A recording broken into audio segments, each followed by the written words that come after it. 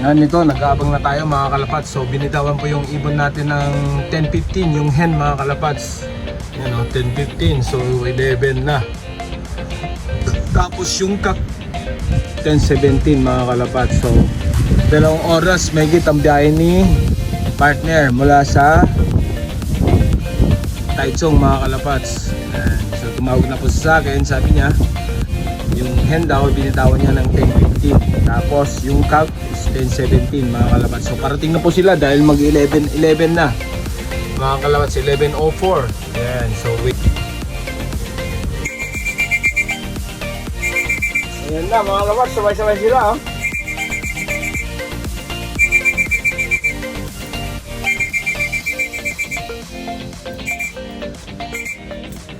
Oh, sabay-sabay yung 5 mga kalapats. Ito na sila mga kalapats oh. Ang hen is number 2, tapos isang hen pa is number 5 mga kalapats. Number 2 and number 5 yung hen, tapos yung kak naman 1, 2, tapos 5. Yan si Embrick mga kalapats. Ito na yung mga dumating ng 5 mga kalapats oh. Di man lang sila napakagod oh. So ito number 2, number 5, tapos si number 1 yung kak, number 2 si Ampon, tapos number 3 yung Embrick natin mga kalapats yung dumating. Ayan oh.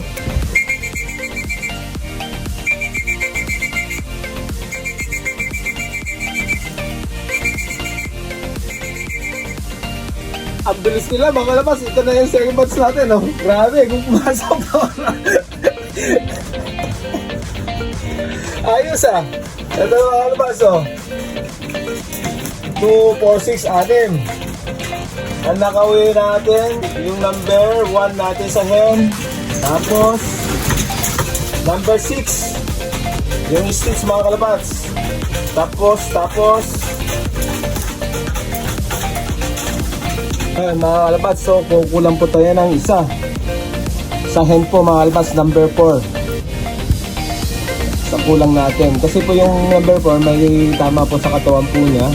Kaya yung unang toss po natin paka 3 days po siya bago siya nakabalik mga kalapats, kasi natanggalan po ng balahibo. So ibig sabihin mga sumabit o ano. So ito na yung mga kalapats. So mga kak natin is nakaway po lahat. Yan, tapos yung hen kulang po ng isa. Yan. So napakabilis ng mga ibon natin mga kalapats oh. So sabihin natin sabay na lang sila 10-17. So nauna po yung 5, 11:30 po sila dumating. Tapos yung pangalawa mga kalapats is 11:41. Yan mga kalapats. So sabay-sabay po sila yung 6, sabay-sabay din po yung 5. So ayan mga kalapats oh. So ang tininom natin sa kanila mga kalapats is ito. Sabihin ko na yung tininom natin. Oregano na lang mga kalapats. Ayan oh, oregano. Ayan. So di natin susubuan ng ano, mas maganda pa sa pagsubo.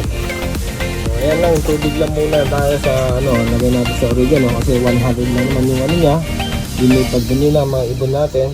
So ang galing po yung ano natin ha. Yung maamon natin ibon na yung pagod na pagod oh. Ito yung pagod na pagod mga kalapats. So halos namumula na yung mata niya oh. Sa gilid ng mata. Pero mabilis talaga ito. Ito. Yan mga kalapats. Saka si Ampon. Si Ampon. Tapos ito mga kalapats. Tapos si Embrick. Yan, mabibilis po yan. Yan, magpapakain lang tayo ng mga ibon natin dahil dumating na po sila. So less lang po ng isang ibon natin mga kalapats.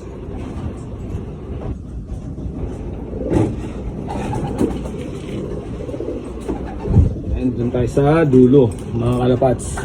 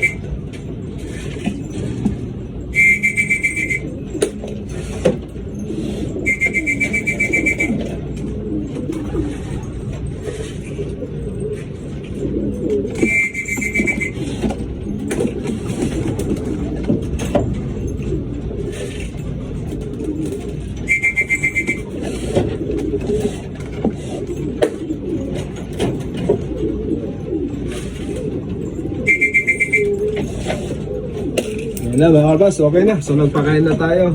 Ayan na po sila. So, yan mga kalabas. So tignan natin bawat ibon.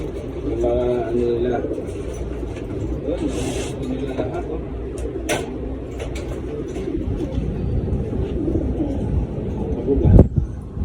So mga kalabas, oh. Tignan natin. So tama lang ba yung ano niya. Okay.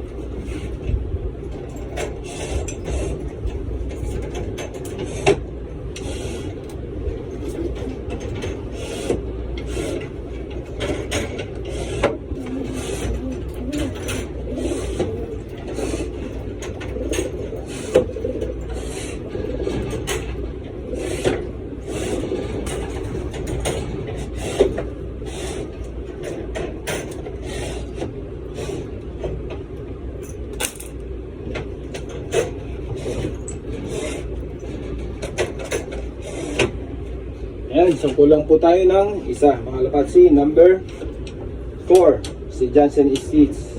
Ayan.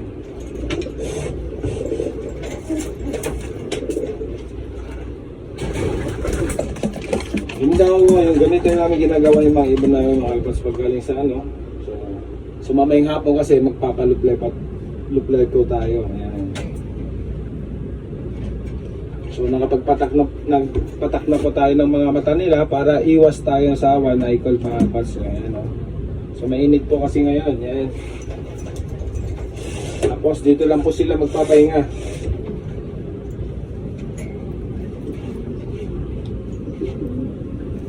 So ayan mga kalapats, oh. Yung mata, oh. So nagpatak na tayo ng eye water Versalaga mga kalapats.